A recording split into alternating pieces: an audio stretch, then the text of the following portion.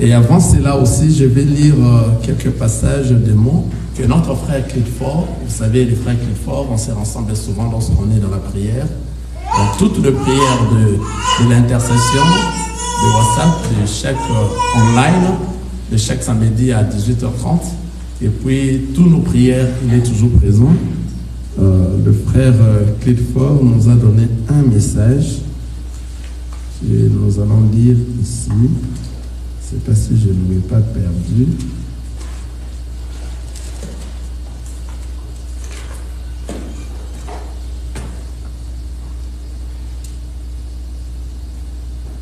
Voilà, amen. C'est un frère qui est encore en Brésil. Il est au Brésil. C'est là où il réside avec sa famille.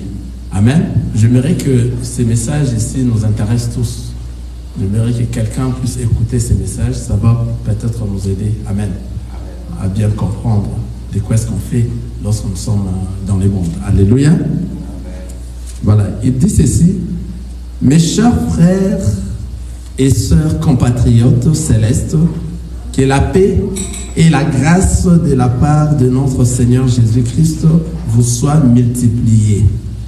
Chers frères et sœurs, dès que vous avez rencontré la source qui donne la vraie eau, Jésus, il a mis entre parenthèses, il a dit Jésus, qui donne la vie éternelle, il faut y rester, il ne faut pas entrer, découvrir ça et là dans d'autres sources. Entre parenthèses, église dont la doctrine est différente. Comme des abeilles qui butinent dans le fleuve. Il serait mieux de regarder seulement le serpent d'airain qui est sur la perche, et c'est ainsi que vous conserverez la vie. Amen. Amen. Car dès que vous buvez dans deux sources de l'eau différentes, vous avez deux guides différents, et deux guides ne peuvent pas vous conduire au ciel, mais un seul qui est la sainte doctrine du Seigneur Jésus-Christ. 2 Jean 1, 9, 10. Amen. Amen. Voilà, ça c'était son message qu'il nous a donné, afin de la lire dans l'assemblée. J'espère que c'était compréhensible et tout le monde a compris à ça. Amen. Amen. Que le Seigneur vous bénisse. Nous passons directement et nous commençons à la première question qu'un de nos frères nous a posée. Alléluia, nous allons les chercher. Un de nos frères qui nous suivait sur YouTube, amen, sur Facebook. C'est un bien-aimé. Parce que n'oubliez pas, nous sommes en train de poser des questions. Aujourd'hui, c'est comme une conférence. Alléluia. Comme nous avions fait la fois passée, le dimanche passé. Aujourd'hui, nous allons finir. Alors, nous commençons par sa question parce qu'il a été dérangé par rapport à Israël. Alléluia. Nous sommes en train de les chercher.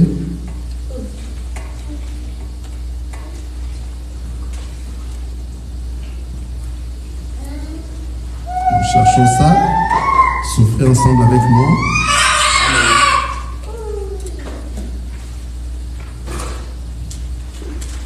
Nous allons chercher sa question. C'est un bien-aimé qui nous suit régulièrement.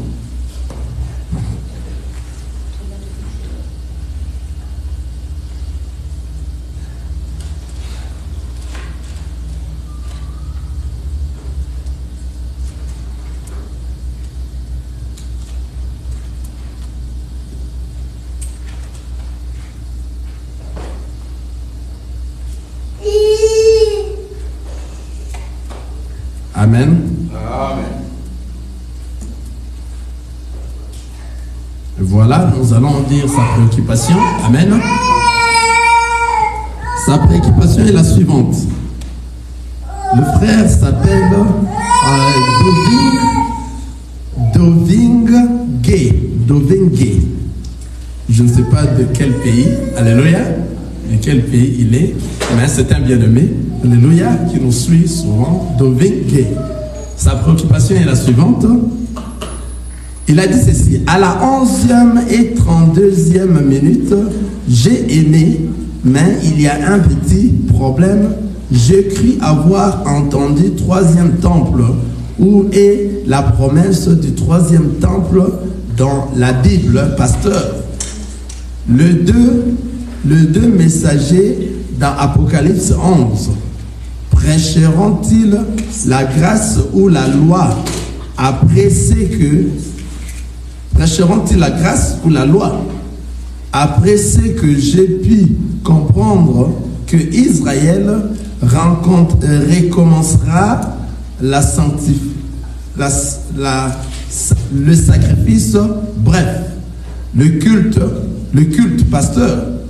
Mais où est le message de la grâce dans tout ça, pasteur?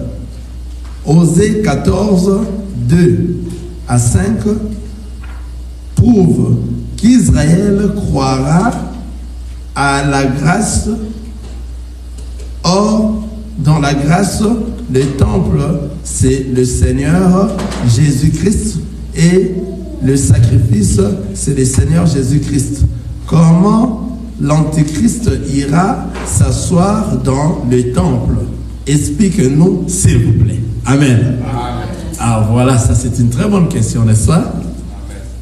C'est une très bonne question. Nous allons commencer par là. Après, j'ai essayé de lui répondre sur YouTube, mais il a encore rajouté. Et alors, nous allons aujourd'hui synthétiser les tout. Amen. Parce que lorsque nous sommes en train de parler, il faut bien nous suivre correctement. J'ai bien compris ce qui a fait un peu, qui a donné la confusion à notre frère, parce que c'est comme si j'ai parlé des choses à la fois. Et il n'a pas compris ces deux choses. Alléluia. Nous allons encore répondre ça aujourd'hui. Il a dit que nous puissions montrer réellement que le temple et que l'Antéchrist ira s'asseoir dans les temples. Comment c'est là que nous puissions montrer ça dans la Bible? Amen. Amen. Et que lorsqu'on prêche, qu'est-ce qu'on va prêcher? Les deux messagers, les deux anges qui viendront, qui iront prêcher Israël. Est-ce qu'ils vont prêcher la loi ou bien ils vont prêcher la grâce? Nous avions déjà dit ici depuis longtemps que les deux anges prêcheront la grâce. Ils vont prêcher l'évangile de Christ. C'est-à-dire, il dit maintenant, s'ils prêchent l'évangile de Christ, c'est-à-dire, leur corps est devenu les temples que nous disons Amen. Et ils ont reçu maintenant le Christ dans leur vie. Ils n'auront plus besoin de temples construits par les mains d'hommes. Et nous disons aussi Amen. Amen. Parce qu'à ce moment, ils vont recevoir le Christ. Alléluia. Maintenant, nous allons expliquer et nous allons donner, parce qu'il nous a demandé de dire, de prouver réellement s'il y a, c'est un bien-aimé que nous aimons beaucoup, s'il y a, il y a un endroit dans la Bible qu'on nous a dit, l'Antéchrist ira s'asseoir dans les temples. Amen. Comme nous sommes là avec le frère Mbaki, je suis très content. Je verrai que moi, je ne vais pas lire moi-même seul. Amen. Donc, c'est-à-dire le frère Mbaki, pendant que je suis en train de parler, il va nous préparer le livre des Thessaloniciens, le verset 2, des Thessaloniciens, chapitre 2, on commence par le verset 3. Nous allons commencer à descendre petit à petit pour répondre à notre frère rapidement. Et nous allons comprendre que le frère a une partie des raisons, mais il a une petite confusion parce que après l'enlèvement, tel que nous avions dit, Amen. Amen. Alléluia. Amen. Après l'enlèvement, les deux anges iront prêcher en Israël. Ce sont des choses qui vont se passer physiquement. Alléluia. L'Antéchrist viendra physiquement. On va lire ça bientôt. L'Antéchrist sera une personne physique. Alléluia. Maintenant, Israël, comme à ce moment ici, ils n'ont pas reçu le Christ, c'est après l'enlèvement que les deux anges viendront pour prêcher Israël. Amen. Lorsque les deux anges iront pour prêcher Israël, ce n'est pas à ce temps-là qu'ils vont construire les temples. Le frère ne nous a pas bien suivis. Le temple qu'Israël est en train de chercher à construire, c'est dans les temps de l'inconscience. Israël jusqu'à présent est encore inconscient. Quelqu'un est avec moi que la personne qui est conscient, c'est la personne qui a reçu le Christ comme Seigneur et Sauveur et en train de mettre en pratique la parole de Dieu. C'est une personne consciente. Mais les Israël actuels, les Juifs, à cause de leur inconscience, ils cherchent à construire les temples. Pourquoi? Parce que pour eux, la construction des temples, c'est important, afin qu'ils continuent à glorifier les seigneurs de la manière dont ils étaient en train de glorifier les seigneurs dans les temples. Vous comprenez? Avec leur inconscience. Je suis en train de souligner. Alléluia. Avec leur inconscience. Donc à ce moment ici, les Juifs se tracassent. Ils se bouleversent pour construire réellement le temple qui a été détruit, qui sera le 3e temple. Et aujourd'hui que je vous dis, ils ont déjà fait leur maquette et ils veulent en tout cas élever ces temples.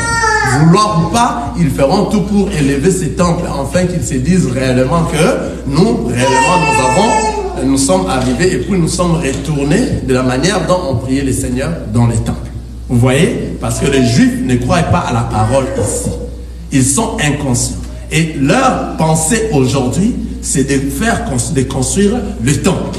Maintenant, l'Antichrist qui viendra, lui aussi, pour qu'il se dise qu'il est réellement, qu'il a conquéri tout le monde, il aura besoin d'aller s'asseoir dans ce temple-là. Quelqu'un comprend ça? Or, les Juifs maintenant, à ce moment-là que l'Antichrist viendra, ils auront déjà reçu la parole de Dieu comme Seigneur et Sauveur. Quelqu'un comprend? Ils ont déjà reçu la parole que nous sommes en train de recevoir ici. Vous comprenez ce qui va se passer?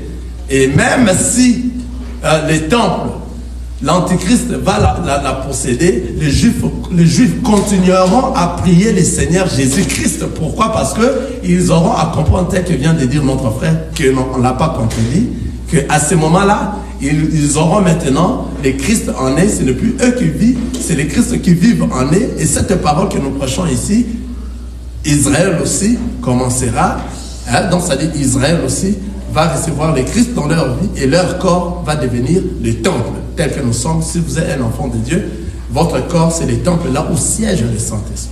Vous comprenez? Vous comprenez ce que nous sommes en train de parler?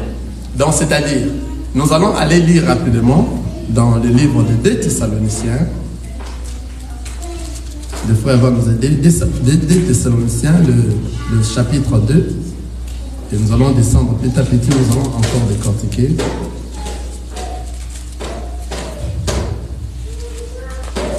2 Thessaloniciens, il faut aller un peu rapide. Voilà, moi je suis là déjà. 2 Thessaloniciens, chapitre 2. Je commence à lire au verset 3. Que personne ne vous séduise d'aucune manière, car il faut que l'apostasie, il faut que l'apostasie soit arrivée auparavant et qu'on ait vu paraître l'homme du péché, le fils de la perdition, l'adversaire qui s'élève au-dessus de tout ce qu'on appelle Dieu ou de ce qu'on adore, jusqu'à s'asseoir dans les temples de Dieu, se proclamant lui-même Dieu. Alléluia. Amen. Voilà les passages qui nous montrent que réellement le cœur des Juifs sera endurci sans conscience pour construire un temple. Alors l'Antichrist, pour se proclamer qu'il est Dieu, parce que ça sera son temps, pour se satisfaire réellement que c'est lui qui est en train de régner et il a tout le pouvoir, il ira se mettre dans le lieu très saint du temple. C'est la parole qui est en train de nous parler ici. Vous voyez? L'Antichrist ne saura plus aller se mettre dans le lieu très saint du temple, qui est le temple qui sera le corps de tous les Juifs qui ont déjà reçu la parole de Dieu, à qui les 2 anges ont déjà passé, ont déjà fait leur travail, ont déjà enseigné. L'Antichrist n'ira pas se mettre dans leur cœur et puis s'autoproclamer. Quelqu'un voit ça? Ouais. L'Antichrist ira s'autoproclamer en se mettant dans les temples bâtis physiques, dans les temples que les Juifs ont bâtis lorsqu'ils étaient inconscients. Quelqu'un est en train de voir ça? Ouais. c'est lorsqu'ils étaient inconscients qu'ils ont bâti ces temples et l'Antichrist maintenant, pour qu'ils se sentent réellement que il a conquéri tout le monde, il aura le désir d'aller se mettre là-bas et puis de s'autoproclamer qu'il est Dieu. Vous voyez? Mais il ne saura pas maintenant aller se mettre dans le corps de tous les Juifs. Pourquoi à ce moment-là, comme nous dit la parole, Jean chapitre 4, frère Maki, Jean chapitre 4, le verset 23, à ce moment-là, les Juifs qui aient les temples, qui n'aient pas les temples, ils ne vont plus s'intéresser aux temples. Quelqu'un comprend ce que nous sommes en train de dire. C'est là où nous rejoignons notre bien-aimé. Vous voyez? Donc à ce moment-là, les Juifs maintenant n'auront plus besoin pour prier aller au temple, car leur corps est devenu le temple, là où siège le Seigneur Jésus-Christ. Car ils ont reçu maintenant l'évangile de Christ, l'évangile que nous recevons aujourd'hui. Vous voyez? Donc nous lisons Jean chapitre 4, le verset 23, rapidement. Oui, nous lisons dans Jean chapitre 4, verset 23. Nous lisons au nom de Jésus-Christ. Mais l'heure vient et elle est déjà venue où les vrais adorateurs adoreront le Père en esprit et en vérité. Car ce sont là les adorateurs que le Père demande. C'est à ce moment, après avoir que les deux anges aient prêché, enseigné Israël, tout Israël vont croire à la parole de Dieu et ça sera maintenant l'heure vient. Alléluia, comme il est venu chez nous, où les vrais adorateurs adoreront le Père en esprit et en vérité. Vous voyez? Cependant, ils n'auront plus besoin d'aller au temple, malgré que l'Antichrist va s'asseoir dans les lieux très saints du temple et continueront toujours à adorer le Seigneur parce que à ce moment-là, la parole de Dieu sera déjà marquée en eux. Hébreux chapitre 8, le verset 10. La parole de Dieu sera déjà marquée en eux et l'Esprit du Seigneur va leur commencer à leur conduire et c'est à ce moment que l'Antéchrist va leur éliminer et tuer tous les Juifs, tout Israël. Est-ce que quelqu'un voit ça? Parce que malgré qu'ils vont se mettre, s'autoproclamer, les Juifs n'auront pas à obéir à ce que l'Antéchrist les a parlé, les dira. Ils n'auront pas à obéir à ça. Pourquoi? Parce que les deux anges étaient déjà passés, ils ont déjà prêché la parole de la vérité. C'est qui les a changés. Lisons cette... Dans Hébreux, chapitre 8, le verset 10. Nous sommes dans Hébreux, chapitre 8, le verset 10.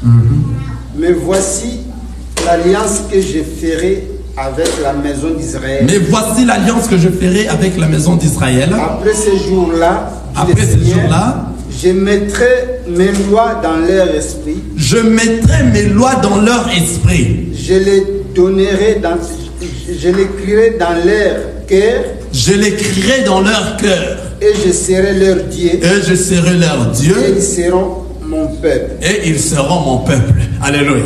Dans ce que le Seigneur a dit à nous les nations, il a dit ça aussi aux Juifs. Quand est-ce que le Seigneur dira ça aux Juifs? C'est juste après que les deux anges auront à effectuer et à faire leur travail. Vous comprenez? Lorsque les deux anges vont terminer leur travail, et à ce moment, tous les Juifs vont recevoir le Christ comme Seigneur et Sauveur. Cependant, ils n'auront plus besoin de temple. Le bien-aimé a raison, ils n'auront plus besoin de temple. Vous voyez, ils commenceront à adorer le Seigneur, tel que vient de dire le livre de Jean 4, en esprit et en vérité. Ça ne sera plus dans les montagnes ou par les temples qu'ils iront adorer le Seigneur. Vous comprenez? C'est-à-dire, tout ce qui va arriver après l'enlèvement, ça ne sera pas la fin du monde. Le monde va continuer. Dans le monde va continuer normalement. Mais les Juifs actuels sont poussés par leur inconscience de construire le temple à Jérusalem. Vous voyez? Ils sont en train de faire ça et si le Seigneur ne vient pas avec l'enlèvement, nous allons voir un temple qui va s'élever là-bas en Israël. Et c'est ce qui va nous faire comprendre que bientôt, en tout cas ça devient très bientôt, nous voulons partir. Parce qu'il y a déjà des marquettes qui sont là, il y a déjà des éléments des temples, tous ceux qui se trouvaient dans les temples sont en train de réunir tous ces éléments afin qu'ils puissent construire un temple, le troisième temple en Jérusalem. Vous voyez? Donc, c'est-à-dire, le troisième temple n'empêchera pas aux Juifs, après avoir reçu la parole, après avoir reçu l'évangile de Christ, après avoir été prêché par les deux anges, cela ne les empêchera pas à continuer à glorifier le Seigneur, car eux-mêmes sont devenus des temples, et là où siège le Seigneur Jésus-Christ. C'est pour cela, même si l'Antéchrist fait cela, et continueront toujours à glorifier le Seigneur, et l'Antéchrist va leur tuer, et tous. Vous comprenez cela? L'Antéchrist va leur exterminer, et tous. Vous comprenez cela?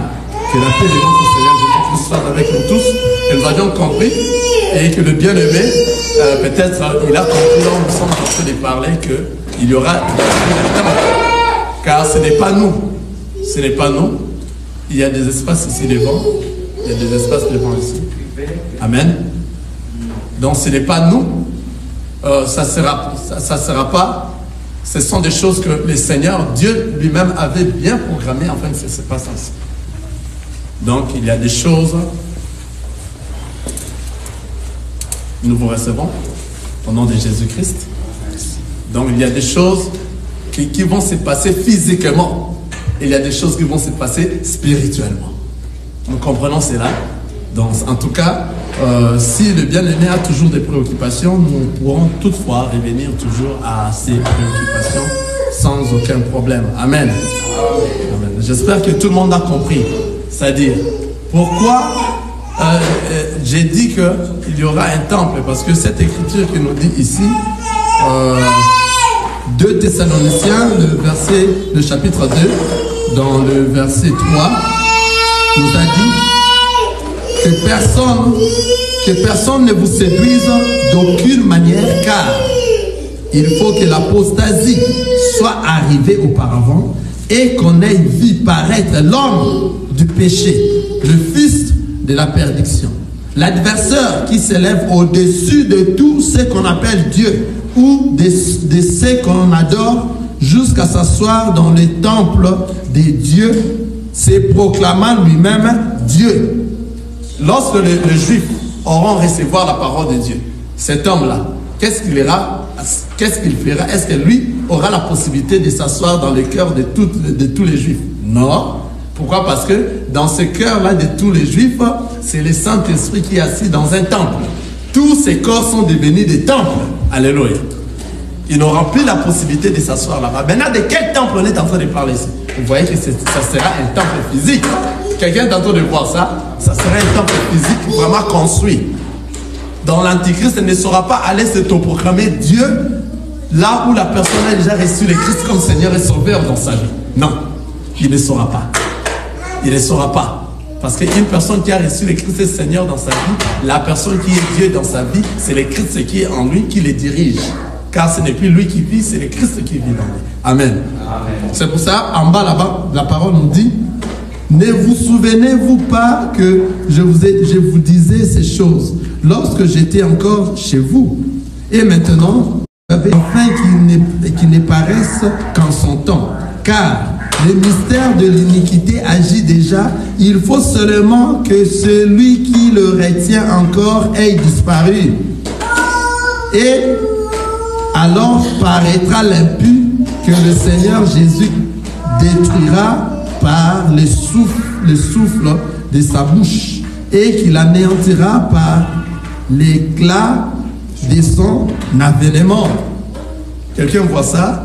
C'est-à-dire il est déjà, mais c'est lui qui l'empêche de ne pas apparaître, parce que l'Antéchrist va apparaître physiquement.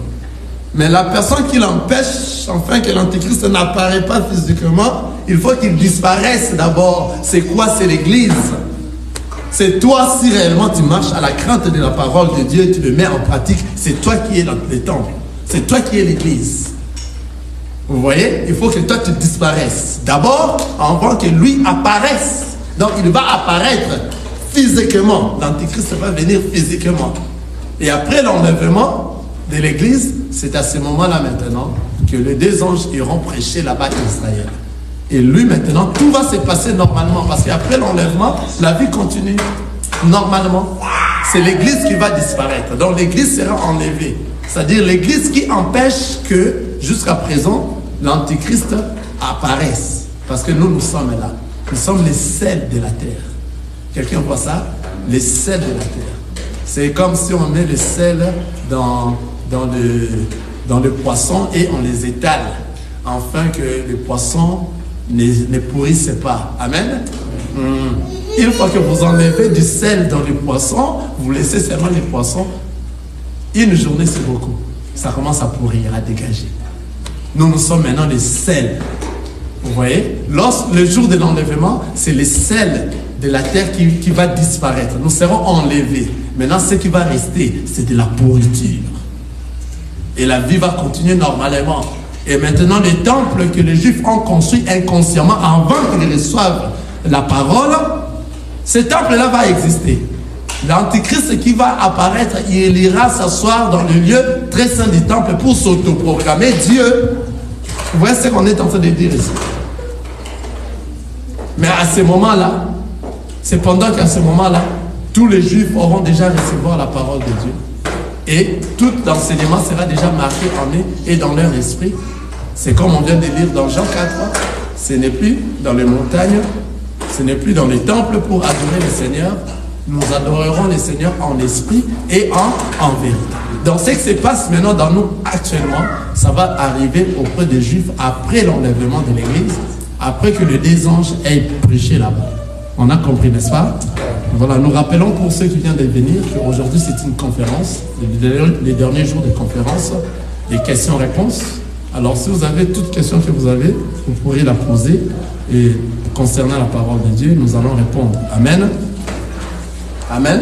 Amen. On a commencé par cette question qui est un bien-aimé qui nous suit souvent sur YouTube, qui s'appelle Louving.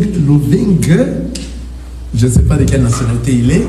Ce bien-aimé avait une préoccupation, c'est pour ça qu'on a répondu à cette préoccupation. Maintenant, nous allons encore continuer avec ce que nous avions laissé la fois passée, parce que nous avions commencé cette conférence depuis le dimanche passé, et aujourd'hui nous allons clôturer. Il y a une question, je ne sais pas, de Facebook, de ceux qui nous suivent aussi au Facebook, qui posent aussi des questions au même moment. Amen.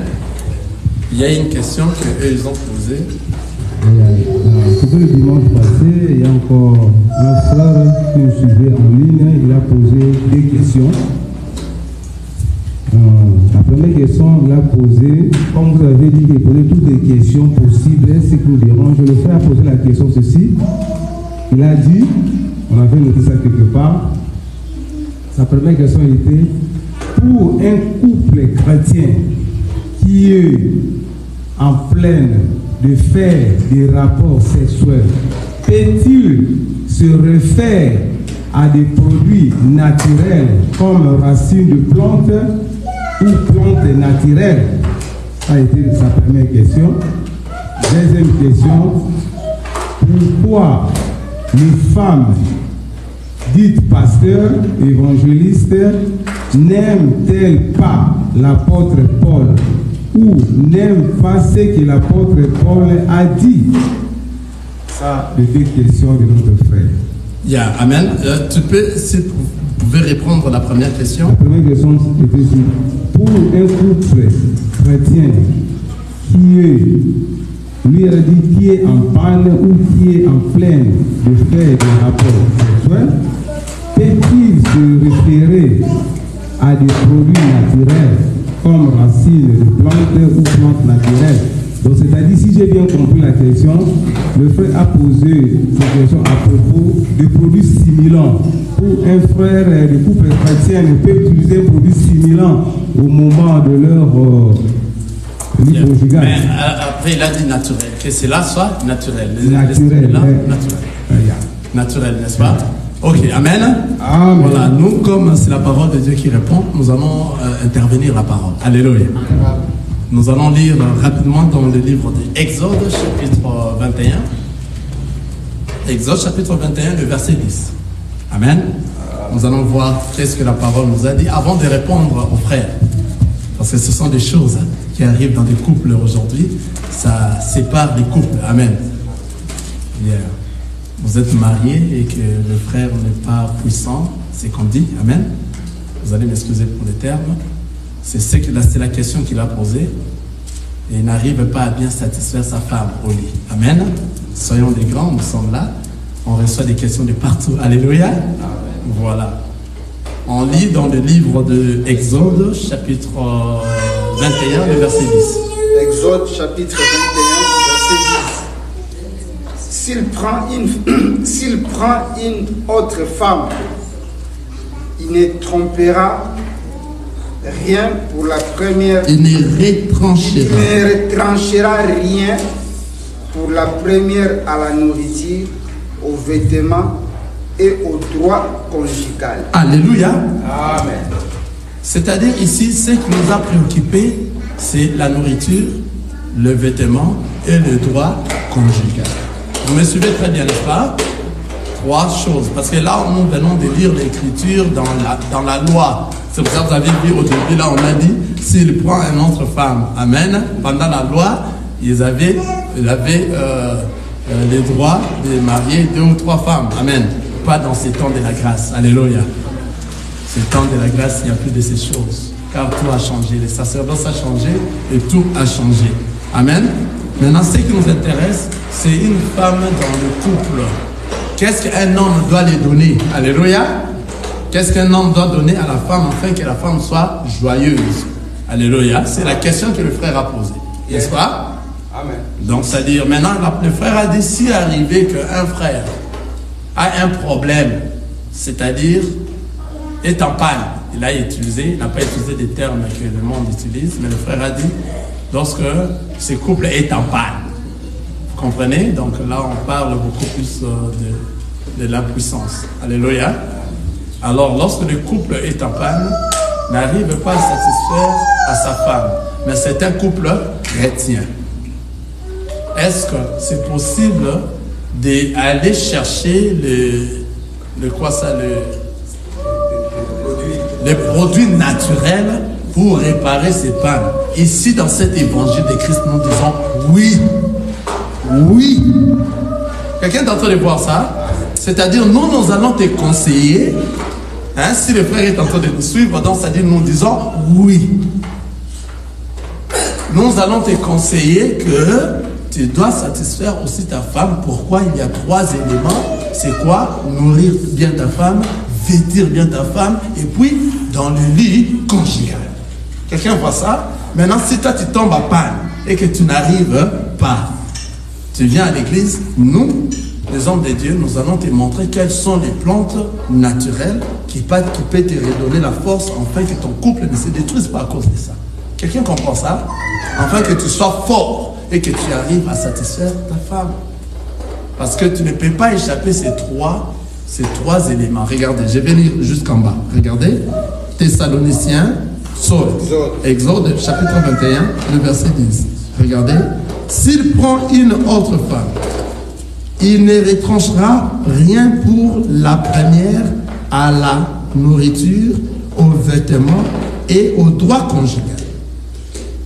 Et s'il ne fait pas pour elle ces 3 choses, elle pourra sortir sans rien payer, sans donner de l'argent. C'est lui qui frappera un homme, on peut s'arrêter là. Donc, c'est-à-dire, s'il ne fait pas ces 3 choses, elle pourra faire quoi? Sortir.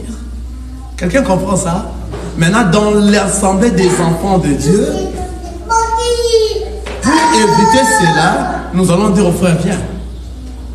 Nous allons te montrer quelles sont des plantes naturelles que toi tu vas prendre, afin que toi tu sois fort, afin que maman soit satisfaite. Vous comprenez? Donc en tout cas, ça c'est très important, afin que les diables n'arrivent pas à entrer dans ces couples-là et arriver à détruire à cause de ça.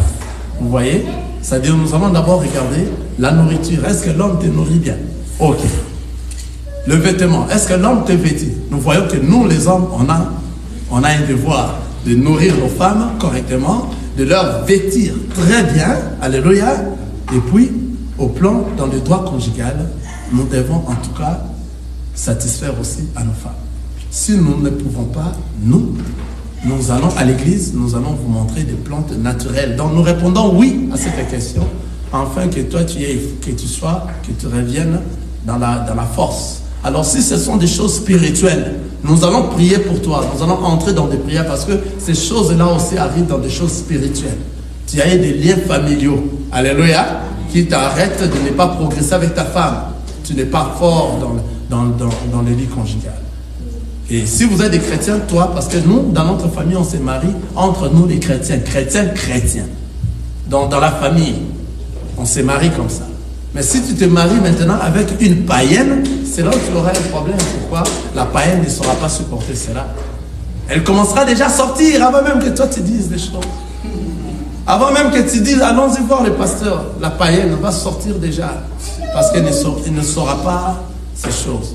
Alors si vous venez et que nous voyons ça d'abord dans la prière, nous entrons dans la prière, nous prions pour toi et nous voyons réellement que dans la prière, on a fini et le Seigneur peut agir quelque chose, ça n'en vient toujours pas, c'est-à-dire tu as un problème. Nous allons te conseiller d'aller voir le médecin. Vous partez, vous voyez les médecins, tous les médecins, ça n'arrive toujours pas. Nous allons te conseiller de prendre des produits naturels qui vont t'aider à... Et ensemble avec la prière, nous savons que non, ça tiendra. Et le couple va bien s'asseoir. Amen. Pas des stimulants qui fabriquent les gens pour donner la force. Là, ça va te détruire. Mais des plantes naturelles. Cela pourra t'aider afin que tu sois et tu gardes bien ton couple. Amen. Ça, c'est un problème très délicat actuellement dans des couples. Je dis ce qui est vrai. Nombreux je m'excuse, des femmes ne supportent pas. Vous voyez, nombreuses de femmes ne supportent pas. Vous voyez? Alors, dans ces cas-là, dans l'évangile de Christ, l'évangile que nous prêchons, que la parole vient de nous dire, il faut que tu aies la capacité de satisfaire ta femme. Le droit conjugal est important. Alors, nous allons partant de cette parole pour bien t'expliquer comment faire et quoi faire, comment te poursuivre dans des prières ainsi que dans des plantes naturelles qui pourra te donner encore beaucoup de la force et que tu reviennes dans ça. Amen. Et il y a de ceux-là qui reçoivent des guérisons, de délivrance. Il y a de ceux-là qui sont enchaînés par des liens familiaux. Afin que toi, tu ne vas pas te marier. Tu vas rester comme ça. Si tu te maries, tu auras des problèmes de droit conjugal. Tu vois? Donc, pour ces gens-là, nous allons apporter des prières intenses afin que le Seigneur te délivre et que tu sois délié de ces liens-là. Vous voyez? C'est à ce moment-là maintenant que le Seigneur va intervenir. Vous allez voir. Ce sont des miracles qui se font. Alléluia. Ce sont des choses que nous faisons déjà. Des miracles qui s'opèrent dans des couples. Amen. Voilà. Donc c'est un peu ça pour répondre dans cette question-là. C'est très important. Amen. Amen. Voilà. Pour maintenant ce qui concerne les femmes qui n'aiment pas Paul. Parce que Paul a dit, selon eux, ils disent Paul a dit. Mais nous disons c'est la parole de Dieu. Toute la parole de Dieu. Là où la parole dit non, on ne met pas oui. Là où la parole dit oui, on ne met pas non. When Jesus say yes. Ah, c'est la chanson qu'on a chantée avant ici. Si Jésus dit oui, personne ne saura dire non. Si Jésus dit non, personne ne saura dire oui. C'est que les femmes actuelles, ils sont pleins d'audace, pleins d'orgueil. Ils ne veulent pas suivre la parole de Dieu. La parole de Dieu nous dit clairement, noir sur blanc, dans les assemblées que les femmes se taisent, ils n'ont pas le droit d'enseigner. C'est la parole de Dieu. On ne peut pas s'échapper à ça. Et il y a beaucoup de choses sur ça, si nous donnons des exemples. Si nous donnons des exemples sur ça, il y en a beaucoup. Beaucoup d'exemples sur ça.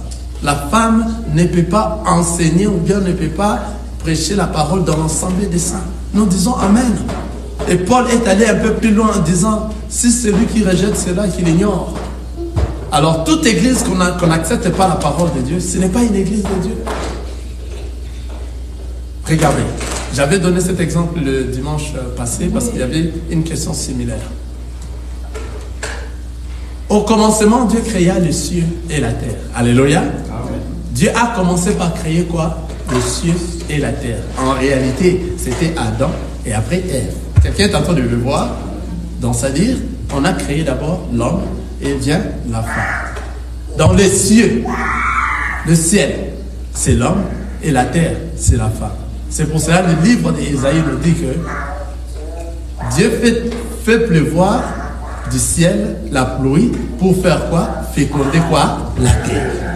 Donc c'est-à-dire c'est l'homme qui a la sémence pour faire féconder quoi? La terre qui est la femme.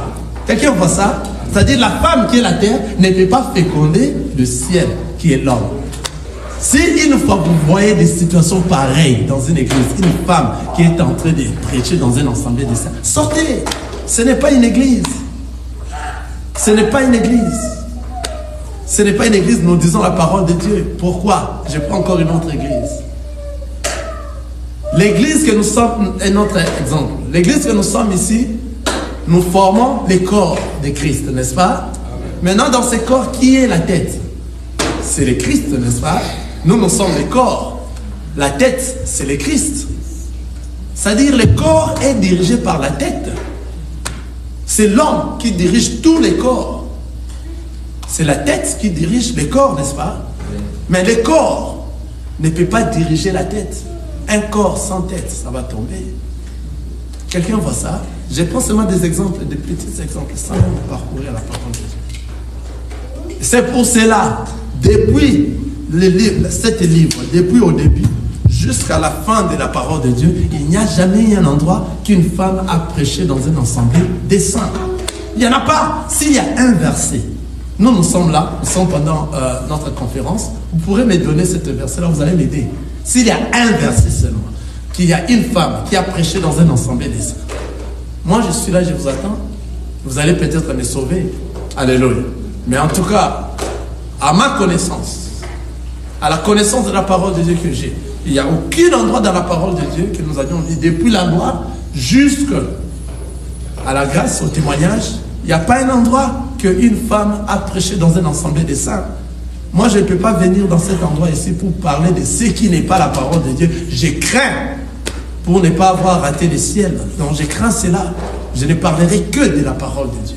Quelqu'un voit ça? Donc, c'est-à-dire, aucun endroit dans la parole de Dieu, si vous avez des versets, nous sommes dans la conférence. On dit la conférence? Une conférence. Nous sommes dans la conférence, vous pourrez avoir la parole et puis poser des questions. Soyez vraiment libres, posez en tout cas vos questions. Ça peut nous aider, ou bien aider un de nos frères qui est là. C'est-à-dire toutes les femmes qui sont en train de prester actuellement parce qu'ils ne sont pas en train de respecter la parole de Dieu. Or, la parole nous dit dans 1 Jean, chapitre 3, j'espère, le péché, c'est la transgression de la loi. C'est-à-dire, comme eux sont en train de faire cela, ils sont en train de pécher, ils ne sont pas dans la parole de Dieu, et ce ne sont pas des églises de Dieu. Ce ne sont pas des églises de Dieu. Dans le livre de 1 Corinthiens, chapitre 14, nous allons lire ça, vous allez voir ce que Paul avait dit. C'est pour cela qu'eux haïssent Paul.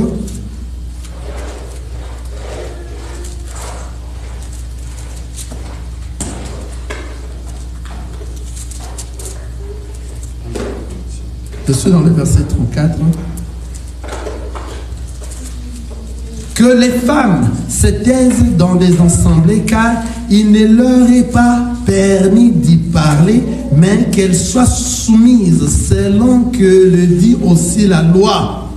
Si elles veulent s'instruire sur quelque chose, qu'elles interrogent leur mari à la maison, car il est malséant à une femme de parler dans l'église. Maintenant, Paul demande la question, est-ce c'est de chez vous que la parole de Dieu est sortie, ou est-ce à vous seul qu'elle est parvenue? Si quelqu'un, c'est que j'aime beaucoup dans ça, si quelqu'un croit être prophète ou inspiré, qu'il reconnaisse que ce que je vous écris est un commandement du Seigneur. Et si quelqu'un l'ignore, qu'il l'ignore. Il n'a pas obligé une personne parce que moi j'ai dit, Paul, et vous devez faire ça, il a dit que tous ceux qui reconnaissent qu'ils sont conduits par l'Esprit du Seigneur, que ce sont des prophètes, qu'ils reconnaissent que ce que je suis en train de dire ici, ça ne vient pas de moi, c'est un commandement du Seigneur. Alléluia. C'est un commandement du Seigneur. Comment est-ce que ce qui est noir sur blanc, que nous pouvons dire ce qui est à la contre de ça? Alors, ce qui amène la femme aujourd'hui de se lever, de prêcher la parole de Dieu dans les assemblées des saints, ils ont apporté les mondes dans l'église. Ils ont apporté les mondes, vous comprenez, l'émancipation de la femme qui est dans le monde, ils amènent ça aussi dans l'église. Or, dans l'église, c'est la soumission pour la femme et c'est l'autorité pour l'homme. Alléluia. C'est contraire. Vous voyez ce que je suis en train de dire? Dans la parole de Dieu, ne ment pas. Lorsqu'on dit 34, que la femme se taise dans les assemblées, car il ne leur est pas permis d'y parler. Alléluia. Amen. Il ne leur est pas permis d'y parler. Frère Chai, frère Chai, frère a une préoccupation. Il ne leur est pas permis d'y parler. Les parler qu'on est en train de dire ici, les parler qu'on est en train de dire ici, c'est les parler des prêcher. C'est pour cela, dans d'autres livres, Paul a éclairci, a enseigné la parole de Dieu. Pourquoi? Parce que dans les assemblées, les femmes aussi peuvent chanter dans l'église. Là, nous avions vu depuis l'ancienne alliance, les femmes chantaient déjà dans l'église. Ce n'est pas les parler qu'on a parlé ici. Les parler ici, c'est de donner la sémence, c'est de prêcher dans l'assemblée des saints. Ce n'est pas de ça qu'on est en train de parler, de ne pas parler, de rester calme comme ça, sans même parler, sans même chanter. Non.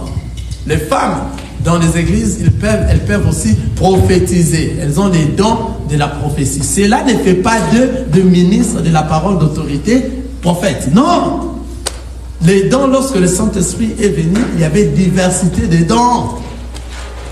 Et la diversité des dons était descendue aux femmes et aux hommes. Mais lorsque Pierre voulait maintenant parler de la part du Seigneur, la Bible nous dit, Pierre se tira avec les 11. Ceux qui devaient maintenant annoncer la parole de Dieu. Ils ont laissé les 120, ils étaient 120, n'est-ce pas? Moins 12 personnes, ça fera combien? Ils ont laissé tous là-bas. Ils sont tirés maintenant pour annoncer la parole de Dieu. Parmi eux, il n'y avait pas une femme. Quelqu'un est en train de voir ça. Donc nous ne sommes pas là pour anéantir les femmes. Non, nous les considérons et nous les aidons à mettre en pratique réellement la parole de Dieu. Car la femme aussi a un don, a des dons, des multiples dons. Il y a diversité des dons. La prophétie, par exemple. Les dons de la prophétie. Tu peux prophétiser si le Seigneur t'a touché. Et le Seigneur nous a dit, toute prophétie doit être examinée. Ce n'est pas parce que toi tu as prophétisé que c'est vrai, on croit ça. Il faut que ça soit dans les Écritures. Vous voyez? Vous voyez? Les femmes peuvent être dans l'intercession. Tout ça, c'est les ministères. Les ministères, on appelle ministère, c'est les services. Vous êtes dans les services d'intercession, vous êtes dans les services de la prophétie, vous êtes dans les services, vous parlez en langue, vous interprétez des langues. Ce sont des dons que le Seigneur nous donne. Mais ces dons-là ne peuvent pas faire de toi un homme de Dieu qui va se mettre dans les temples. Si vous êtes une femme, non. Non. Et prêcher la parole de Dieu, ce n'est pas à tout le monde. Même si vous êtes un homme, tu peux avoir les dons de la prophétie, mais tu n'es pas ministre de l'Éternel. Quelqu'un voit ça? C'est ce que je suis en train de dire. Tu as les dons de la prophétie, mais tu n'es pas ministre. Ce n'est pas ces dons de la prophétie-là qui va faire de toi ministre. Pourquoi? Le ministère, c'est la parole d'autorité. Quelqu'un voit ça? Le ministère de la parole d'autorité. Il y a 5. Il y a le doctorat, le docteur, l'évangéliste, le pasteur, le prophète et les évangélistes, j'ai déjà dit ça, non? Et l'apôtre. Vous voyez? Les 5 ministères. Et pour ce qui concerne la parole d'autorité, le ministère de la parole d'autorité, la parole nous dit ce n'est pas un ministère donné à une femme. C'est pour ça qu'il n'y en a pas dans la Bible. Et on n'a pas vu dans l'ancienne alliance, comme dans la nouvelle alliance, on n'a pas vu là où une femme est en train de prêcher dans un ensemble de ça. Alléluia. Donc aujourd'hui c'est l'orgueil seulement, c'est l'émancipation de la femme, c'est le diable qui est en train d'agir parce que la Bible nous a dit dans les derniers temps, vous allez voir toutes ces choses-là, tout ça va se manifester. Et nous sommes en train de voir ça et nous les enfants de Dieu, on se prépare déjà. Alléluia. Nous les enfants de Dieu, on se prépare déjà parce que nous sommes en train de voir tout ça. Alléluia. Quand nous voyons ça, c'est qui est vraiment en tout cas bientôt, ça sera l'enlèvement. Bientôt, l'enlèvement est là. Voir une femme se prêcher dans l'ensemble des saints, c'est un signe des temps de la fin. C'est un signe des temps de la fin. Parce que ça n'est pas dans la parole de Dieu. J'ai beaucoup traîné là-dessus pour un peu éclaircir, mais s'il y a toujours des questions, comme nous sommes dans une conférence, la parole est dans votre camp aujourd'hui. Alléluia. Amen. S'il y a une question dans la salle, si vous avez des questions, posez en tout cas. Sinon, moi, je vais vous poser une question. Donc, tout est amen, amen. Il faut me contredire. Il faut contredire l'homme de Dieu. Il faut poser des questions à l'homme de Dieu. Hein? Si les hommes de Dieu qui ne veulent pas qu'on leur pose des questions, on ne sait pas si réellement ils sont mandatés par Dieu. Ceux qui sont mandatés par Dieu, le Seigneur Dieu lui-même leur donne la force, l'intelligence, la sagesse de comprendre ces choses ici. Vous voyez? Alors si vous n'êtes pas mandaté, vous aurez peur que les gens ne posent pas les questions. Et si on pose la question, l'homme de Dieu est devenu énervé, mais pas tout me dérange à tout moment. Ah, mais non, non, non. Il faut dire à ces frères-là de ne pas les déranger à tout moment. Vous voyez? Donc il faut avoir des temps, lorsqu'on prêche la parole, il faut avoir un temps aussi de poser des questions. Amen. Oui, amen. Moi, je vais poser une question. C'est une préoccupation qui me pousse un peu à savoir un peu à la profondeur de la parole. En ce qui concerne la dîme, ce qu'on a entendu dire, ou ce qu'on nous prêche chaque fois que non, si quelqu'un ne donne pas la dîme à l'église, alors cette personne-là ne sera pas bénie. Alors, dis-nous vraiment clairement, avec les preuves de la parole, quelle est la place de la dîme dans la vie d'un homme, dans l'église, disons, dans sa vie spirituelle et en rapport aussi avec Dieu. Donc la dîme, c'est ça aussi que je vais comprendre. Alléluia. Cette question nous arrive beaucoup, la question de la dîme. Amen. Il n'y a pas moyen que nous puissions parler en détail de ça parce que c'est tout un enseignement. Amen, mon frère. Donc, c'est tout un enseignement. Et il a dit ceci. Le frère a dit ceci.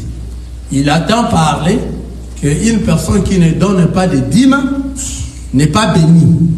Donc, ceux qui donnent des dîmes, ce sont ceux-là qui sont bénis. Amen. Je vais aller seulement dans des brefs. Hein? Je ne vais pas entrer dans les détails parce que nous sommes dans une conférence. Alléluia.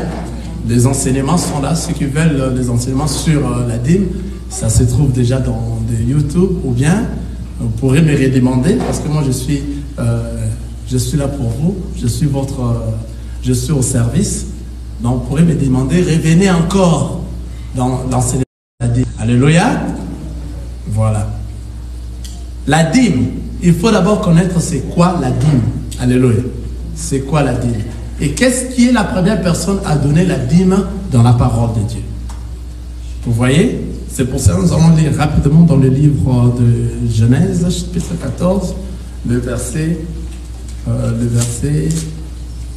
17.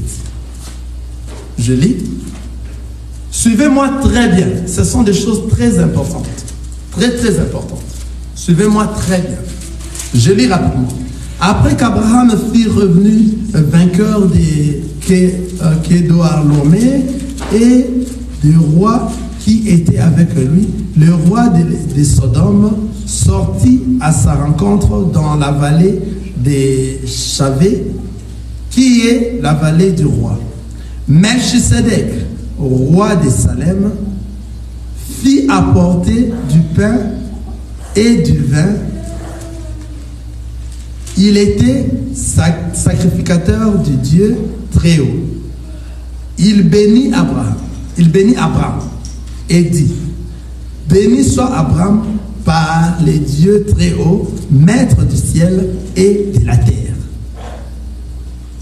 Béni soit le Dieu très haut qui a livré tes ennemis entre tes mains. Et Abraham lui donna la dîme de tout. Amen.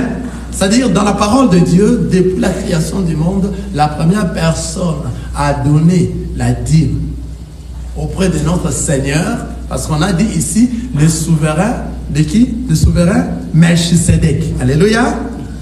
Le roi Melchisedec, roi de Salem, fit apporter du pain et du vin à Abraham. Amen. Il faut savoir maintenant, Melchisedec, c'était qui? Si la Bible nous parle de Melchisedec, c'est réellement qui? Alléluia. Ça, j'espère que l'Église, nous savons, n'est-ce pas? Melchisedec, si on te demande, on entend parler de Melchisedec dans la Bible, c'est qui? Alléluia. C'est la Bible, c'est la parole lui-même qui va nous donner encore la réponse. Hébreu, rapidement, frère Mbak, Hébreu chapitre 7, le premier verset jusqu'au 4e verset. Nous allons aller répondre sur la dîme. Alléluia. Rapidement encore sur la dîme. Nous allons savoir d'abord c'est quoi la dîme. Avant de donner ce qu'on dit aujourd'hui, vous devez donner la dîme. Il ne donne pas l'enseignement sur ça. Il te dit seulement donner. Hébreu chapitre 7, verset... Du premier verset au 4e verset, rapidement. Oui, nous lisons au nom de Jésus-Christ. En effet, c'est Melchisedec, roi de Salem, sacrificateur du Dieu très haut, qui alla au devant d'Abraham lorsqu'il est revenu de la défaite du roi, qui était béni, et à qui Abraham donna la dîme de tout, qui était d'abord roi de justice, d'après la signification de son nom, ensuite roi de Salem, c'est-à-dire roi de paix, qui est sans père, sans mère, sans généalogie, qui n'a ni commencement de jour, ni fin de vie, mais qui est rendu semblable au Fils de Dieu. C'est Melchisedec demeure sacrificateur à perpétuité. Considérez combien est grand celui auquel le patriarche Abraham donna la dîme du butin. Alléluia. Amen. Ici, on a expliqué c'est qui Melchisedec. Quelqu'un se vise, n'est-ce pas? Vous avez compris maintenant le Melchisedec qui est allé rencontrer Abraham pour qu'Abraham puisse lui remettre la dîme de tout. En réalité, le Melchisedec à question, c'est le Seigneur Jésus-Christ. Alléluia. Amen. Je réponds encore rapidement. En effet, c'est Melchisedec, roi de Salem. Donc, le Melchisedec, il est roi de Salem, sacrificateur de Dieu très haut, qui alla au devant d'Abraham lorsqu'il revenait de la défaite du roi, qu'il est béni, et à qui Abraham donna la dîme de tout, qui est d'abord, c'est Melchisedec là-bas, c'est Melchisedec là, qui est d'abord roi de justice, le Melchisedec, il est roi de justice, d'après la signification de son nom, ensuite roi de Salem, Salem c'est-à-dire roi de paix. Donc nous sommes en train de donner la signification de Melchisedec. Salem, roi de paix, qui est sans père, c'est Melchisedec. Il est sans père, sans mère, sans généalogie, qui n'a ni commencement des jours, ni fin des vies, mais qui est rendu semblable au Fils de Dieu. C'est Melchisedec demeure sacrificateur à perpétuité. D'après vous, c'est qui? C'est le Seigneur Jésus-Christ, n'est-ce pas? Donc, c'est-à-dire la personne qu'on appelle Melchisedec, c'est Jésus-Christ qui était allé rencontrer qui? Abraham. Alléluia. Il faut d'abord savoir ça. Maintenant, qu'est-ce qui est arrivé? La parole nous dit, considérez combien est grand celui auquel le patriarche Abraham donna la dîme du butin. Combien est grand? C'est-à-dire, nous voyons, c'est notre Seigneur Jésus-Christ. Maintenant, nous revenons là où Abraham avait donné la dîme de tout. C'est dans le livre de Genèse, chapitre 14, nous sommes dans le verset 17. Regardez, je lis le verset 18. Melchisedec, roi de Salem, fit apporter du pain et du vin. Il était sacrificateur de Dieu très haut. Il bénit Abraham et dit, béni soit Abraham par le Dieu très haut, maître du ciel et de la terre. Béni soit le Dieu très haut qui a livré tes ennemis entre tes mains, et Abraham lui donna la dîme de tout. Ici maintenant, la parole est en train de se passer où? Dans la loi. Et ce qui se passe ici, c'est passé physiquement comme ça dans la loi, dans l'ancienne alliance. Alléluia. Mais la vie que nous avons aujourd'hui, nous sommes dans la nouvelle alliance. C'est-à-dire la loi, c'est l'ombre des choses à venir qui est la nouvelle alliance. Quelqu'un est en train de comprendre? C'est-à-dire tout ce qui s'est passé dans la loi là-bas, nous allons les voir dans la nouvelle alliance. Quelqu'un voit ça? Donc, le sacrificateur qui est venu, le Melchisedec qui est venu visiter Abraham là-bas, et Abraham l'a remis la dîme de tout, nous devons aussi les voir dans la nouvelle alliance, dans les témoignages. Car tout ce qui était dans l'ancienne alliance, c'était des choses en nombre, que le témoignage est venu nous les revoir, manifester dans la nouvelle alliance. Regardez et suivez encore très bien. La parole nous dit ceci. Melchisedec, roi de Salem, fit apporter du pain et du vin. Il était sacrificateur de Dieu très haut. Il bénit Abraham. Donc le Melchisedec là a apporté quoi? Le pain et le vin à qui?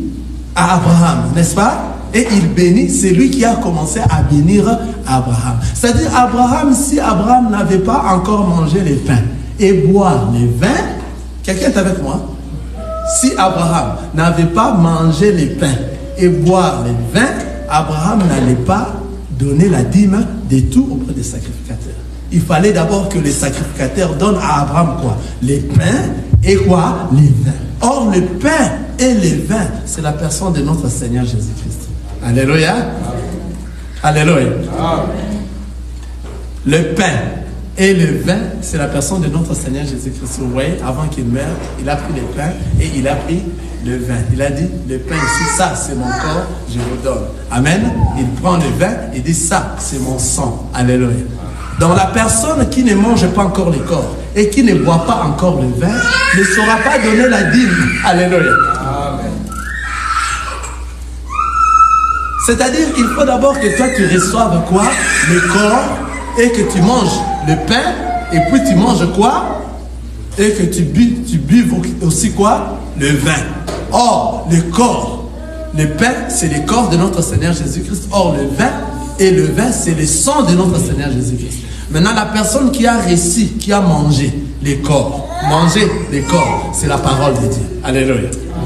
Et boire le vin, c'est les explications de la parole que nous sommes en train de donner actuellement. Et que lorsque toi tu as mangé le corps et que tu as bu le vin, ce n'est plus toi qui vis, c'est le Christ qui vit dans toi. Maintenant, tu dois donner la dîme. Alléluia. Amen. Donner la dîme, c'est donner maintenant ton corps comme un sacrifice vivant, saint et agréable. C'est ça la dîme. Alléluia. Quelqu'un voit ça?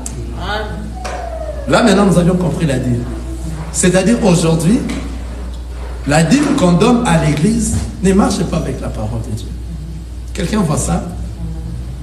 Donc pour qu'une personne donne la dîme, c'est une personne qui a d'abord bu le vin, d'abord mangé le corps, et il a bu quoi? Il a mangé le corps et il a bu le sang. C'est-à-dire c'est la personne qui a reçu le Seigneur Jésus comme Seigneur et Sauveur et croit à son nom.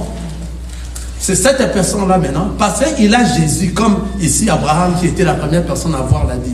Et pour recevoir le Christ, on ne le reçoit qu'une seule fois. C'est pour cela Abraham avait donné la dîme qu'une seule fois. Alléluia. Parce qu'il avait reçu la parole de Dieu. Il a reçu le Christ. Il a mangé le corps qui est le Seigneur Jésus-Christ et il a bu le vin. Quelqu'un voit ça?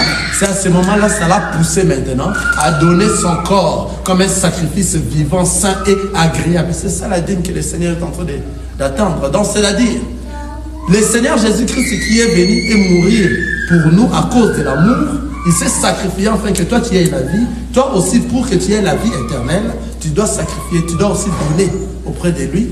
Tu vas faire un sacrifice. C'est quoi ce sacrifice? C'est sacrifier ton corps comme étant une offrande vivant, sain et agréable. C'est-à-dire ta vie doit être une vie d'un enfant de Dieu. Ce ne sont pas des dîmes qu'on donne dans des églises. Ce n'est pas ça, cette dîme-là. Donc la dîme en réalité, c'est le Seigneur Jésus-Christ. Alléluia. C'est-à-dire lorsque Abraham avait mangé le corps, c'est la dîme. Parce que la parole nous dit que le Seigneur Jésus, le Melchisedec, l'a béni. Vous voyez, en lui donnant le pain et le vin. C'est la même chose que nous sommes en train de voir le Seigneur Jésus lorsqu'il est venu avec les apôtres. Il a pris les pains, il a déchiré, il a brisé les pains et il les a donnés. Et après avoir brisé, l'effet de briser, c'est-à-dire moi je suis le pain et on va me tuer. Après avoir me tué, vous allez manger le corps et lorsqu'on me tue, on me brise, c'est le sang qui va sortir et vous allez boire de mon sang. Vous comprenez là où nous sommes? Et toute personne qui a mangé de Jésus-Christ, qui a mangé la dîme, alléluia, qui a mangé la dîme, Jésus-Christ. Donc il a mangé le corps et il a bu le sang. C'est cette personne-là maintenant qui va donner sa vie comme étant une offrande agréable, sainte et agréable pour Jésus. Vous voyez? Vous voyez de ce qu'on est en train de parler? C'est-à-dire la dîme qu'on est en train de parler ici, c'est le Seigneur Jésus-Christ en réalité. Ce n'est pas la dîme qu'il faut venir donner ici, que ces gens-là sont en train de voler, mon frère. Ils sont en train de voler le peuple de Dieu. Ils m'ont dit qu'il faut regarder dans le livre de... quel livre là on dit Jérémie 33, Malachie 3, 27, que si vous n'amenez pas, on dit ça rapidement, Malachie. Avant de rebondir dans Exode chapitre 14, verset 31, pour réellement voir c'est quoi encore la dîme, parce que nous venons de dire que c'est le souverain Melchisedec qui a donné le pain et le vin. Donc il a remis à Abraham son corps et son sang. Alléluia. Dans la dîme, la véritable dîme, c'est le Christ, le Seigneur Jésus-Christ. Nous maintenant, étant enfants de Dieu, lorsque nous le recevons comme Seigneur et Sauveur, nous avons la dîme d'Anon. Alléluia. Et cette dîme-là fait de nous des sacrificateurs. Nous sommes devenus des sacrificateurs. Alléluia. Il y a beaucoup de choses à parler sur la dîme. Alléluia. Il y a beaucoup de choses. Donc nous sommes devenus des sacrificateurs. Nous sommes devenus l'épouse de Christ. Alléluia. Comme nous sommes devenus l'épouse de Christ, l'épouse ne donne pas l'impôt, l'épouse du roi. C'est lui le roi, n'est-ce pas? Et nous, nous sommes l'épouse du roi. Est-ce qu'on peut payer l'impôt? Non, on ne paye pas l'impôt. Nous sommes devenus les enfants du roi. Est-ce que les enfants du roi payent l'impôt? Non. Ceux qui payent l'impôt sont ceux du dehors, les étrangers. Alléluia. Ce n'est pas nous. Nous sommes dans... Le Seigneur a fait de nous le royaume de sacrificateurs. On ne peut pas payer la dîme. On ne peut pas. Ça, c'est l'enseignement, mon frère. Si tu vois, tu entres dans une église, on te dit, apporte la dîme pour que tu sois béni, tu sors. Ce sont des voleurs. Ils prennent votre argent. Ils prennent votre argent pour rien. Allons-y lire Malachie. Allons-y lire Malachie. Nous allons encore décortiquer pour bien savoir que la dîme, c'est Christ. Nous allons encore descendre dans d'autres versets. Amen. Malachie.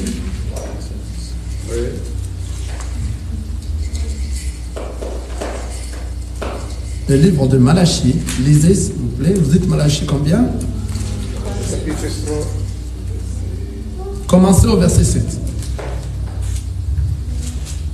Oui, nous sommes dans Malachie, chapitre 3, le verset 7. Suivez.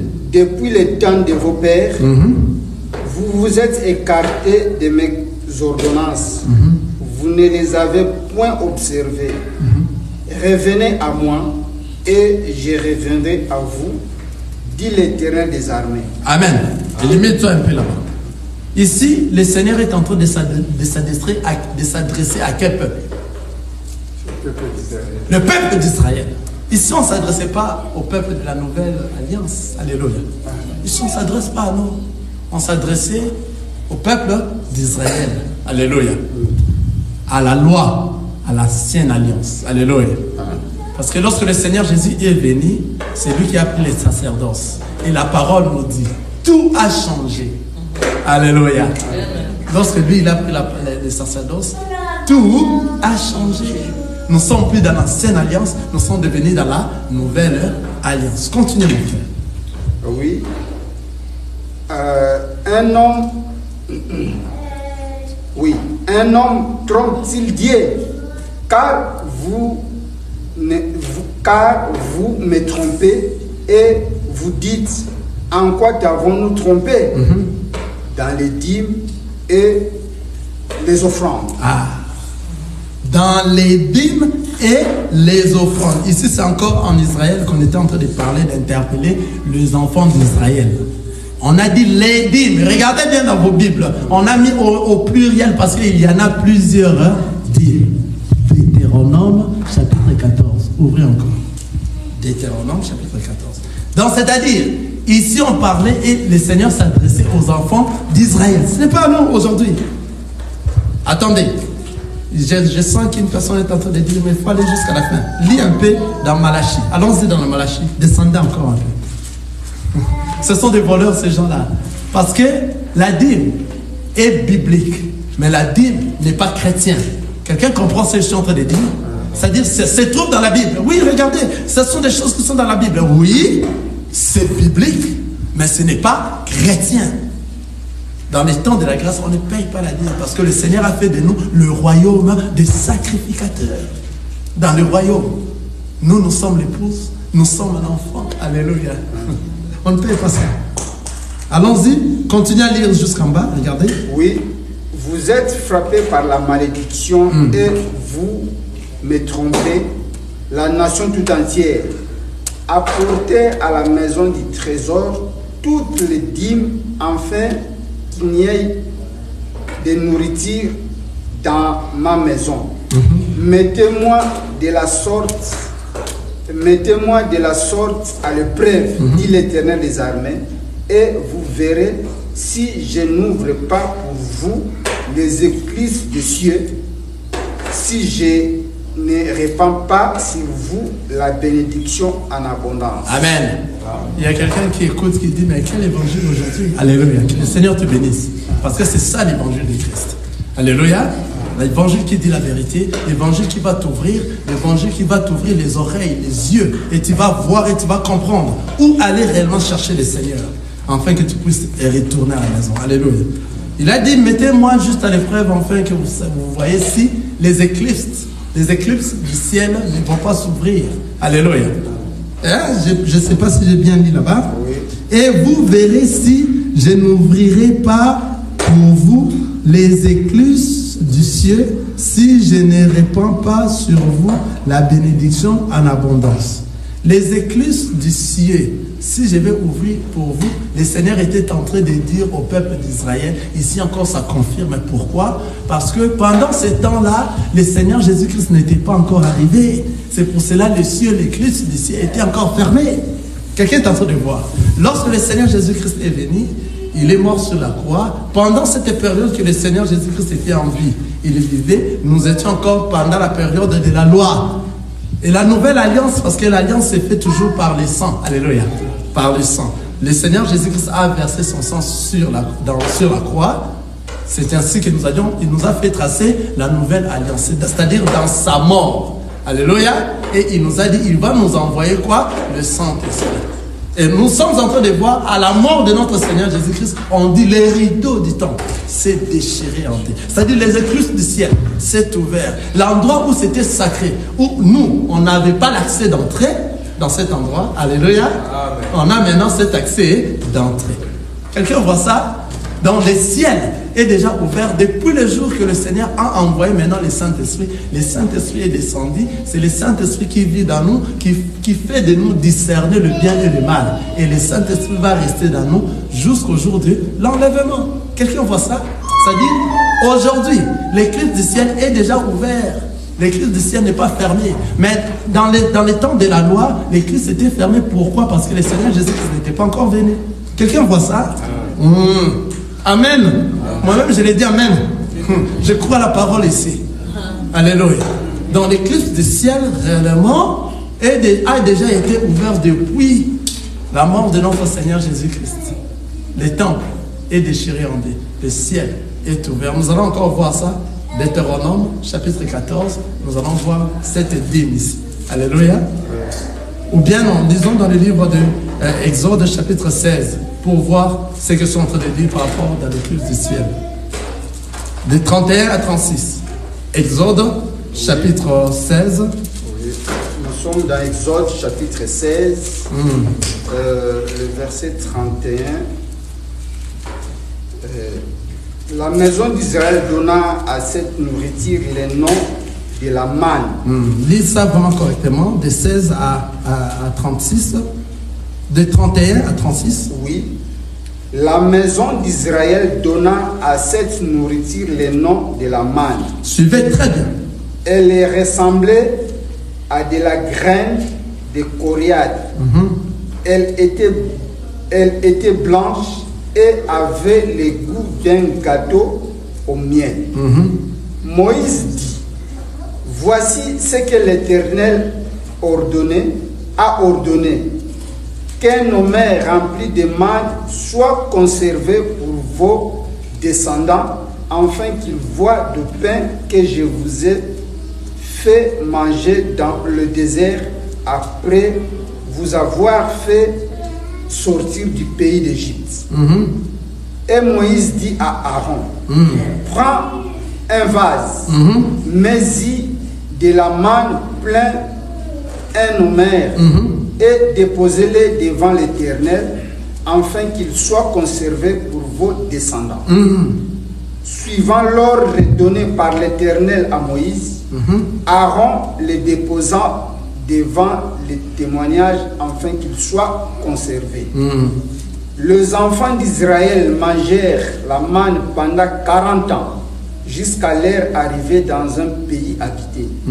Ils mangèrent la manne jusqu'à leur arrivée aux frontières du pays de Canaan. L'omer est la 10e partie de la part. Donc, c'est-à-dire la partie de la manne là qu'on avait demandé à Aaron d'aller le mettre dans le lieu très saint pour les générations à venir, qui est toi et moi. Alléluia. Ok, on voit ça. C'est la parole de Dieu qui se complète. Ça a été mis où? C'était les 10% qui a été caché dans le lieu très saint pour les générations à venir. La parole nous dit quoi? Cette manne-là, regarde, je réponds rapidement encore, mais en expliquant. La maison d'Israël donna à cette nourriture les noms des mannes. Elle ressemblait à de la graine de coriandre. Elle était blanche et avait le goût d'un gâteau au miel. Moïse dit, voici ce que l'Éternel a ordonné, qu'un omer rempli de manne soit conservé pour vos descendants, afin qu'ils voient le pain que je vous ai fait manger dans le désert, après vous avoir fait sortir du pays d'Égypte. Donc, ça doit être conservé pour qui? Pour vos descendants. Alléluia. Conservé où? Dans le lieu très saint. Je vais expliquer les éclipses du ciel. Dans le lieu très saint. Maintenant, regardez. Suivant l'ordre donné par l'Éternel à Moïse, Aaron les déposa devant les témoignages, afin qu'il le fit conserver là-bas devant les témoignages. Et lorsqu'il a déposé là-bas, le rideau s'est fermé. Alléluia. Quand est-ce que le rideau-là va s'ouvrir? C'est lorsque le Seigneur Jésus-Christ est venu et il est mort sur la croix. La Bible nous dit, le rideau du temple s'est déchiré. Alléluia. Pour maintenant les générations à venir, pour bénéficier de la manne qui a été mise en conservation. Quelqu'un est en train de voir ça? Alléluia. Ça, c'est la parole de Dieu. Ça, c'est l'évangile de Christ.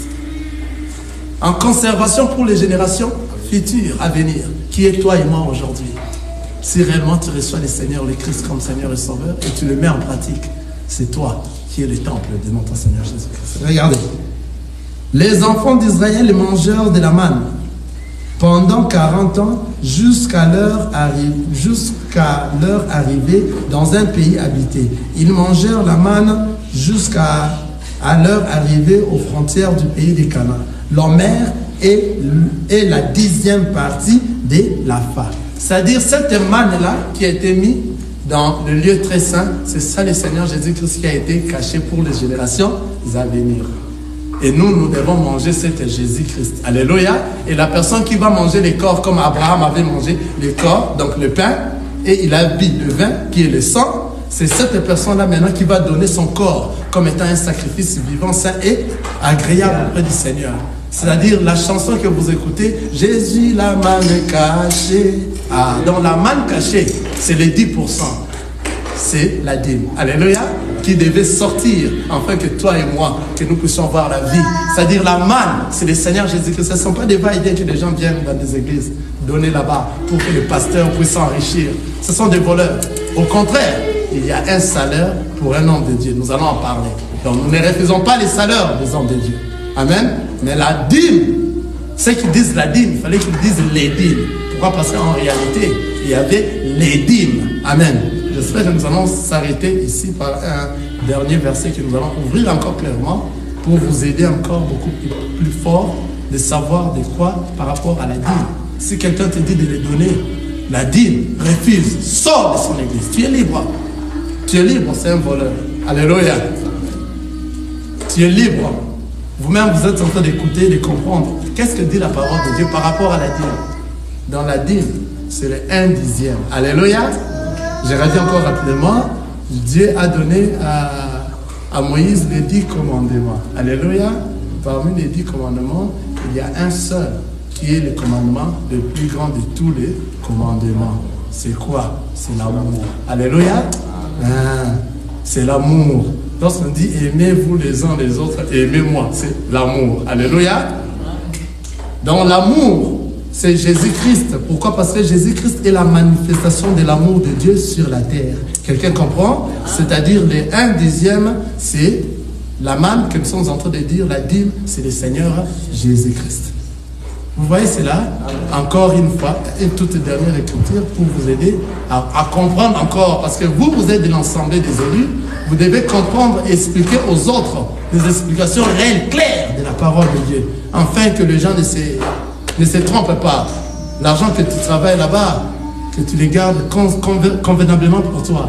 Si tu donnes ça aux hommes de Dieu, parce que la parole de Dieu t'a touché, c'est ça, c'est moment que le Saint-Esprit qui est dans toi, qui va te pousser à participer à l'œuvre du Seigneur. L'homme de Dieu ne peut pas te dire, viens me donner parce que je t'ai prêché. Non, c'est un aventurier. Quelqu'un comprend ce que nous sommes en train de se dire? Alléluia. Lisons Deutéronome chapitre 14. Nous allons finir par là. Vous allez nous excuser parce que les conférences, ça prend toujours un peu de temps. Pour bien expliquer et faire asseoir la chose.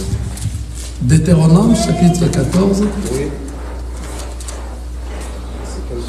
Le verset 22. On commence le verset 22. Oui, nous sommes dans des... Suivez très bien. Deutéronome chapitre 14, le verset 22. Nous voulons savoir c'est quoi la dîme. Alléluia. Oui. Nous sommes dans Deutéronome chapitre 14, dans le verset 22.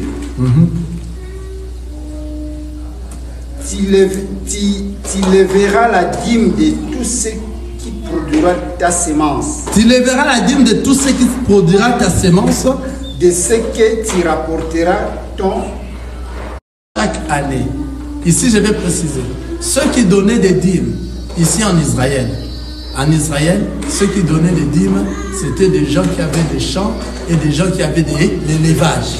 Le reste était des pauvres, on ne donnait pas des dîmes. Alléluia. Vous allez comprendre, c'est là où nous allons finir. Continuez, mon frère.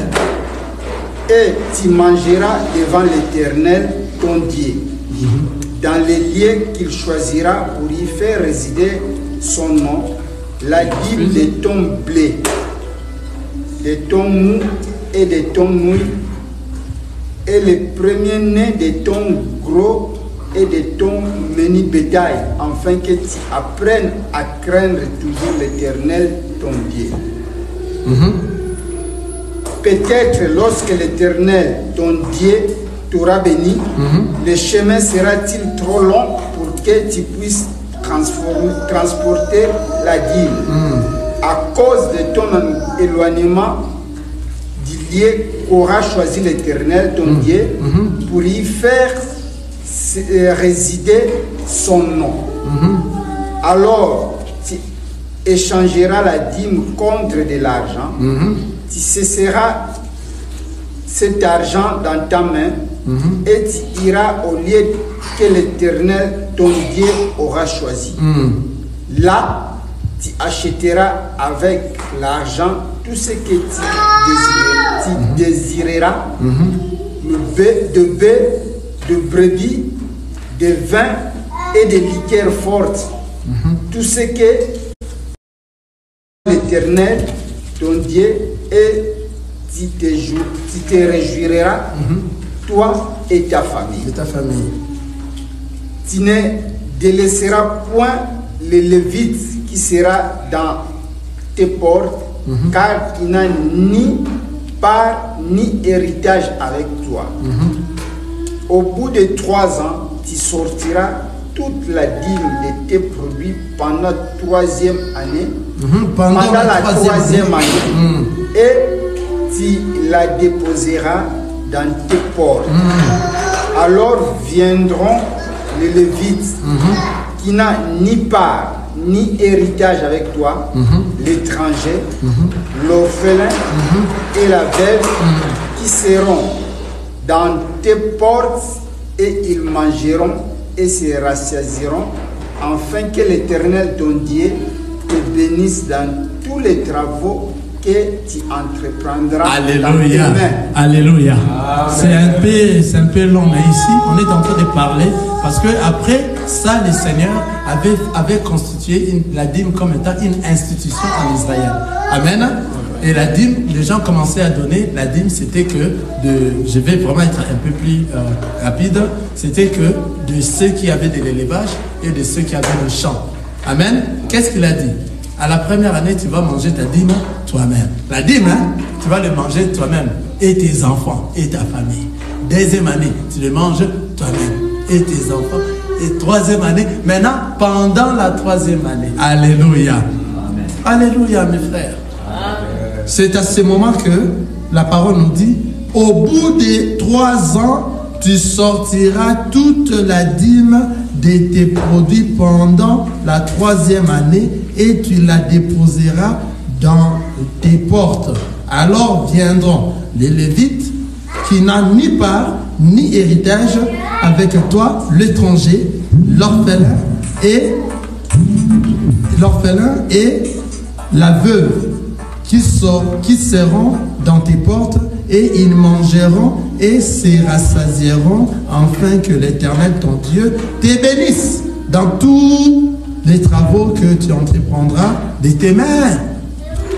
C'est-à-dire, première année, tu manges ta dîme. Deuxième année, tu manges ta 3e année. Pendant la 3e année, tu fais sortir la dîme dehors. Alléluia, pour que l'étranger, d'abord les Lévites, l'étranger, les orphelins. Quelqu'un voit ça?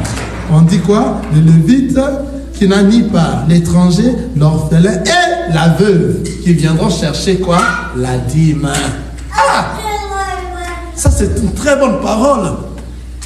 C'est-à-dire le Seigneur Jésus-Christ. Ici, nous sommes dans l'ancienne alliance. Maintenant, ces choses doivent se réaliser dans la nouvelle alliance. Alléluia.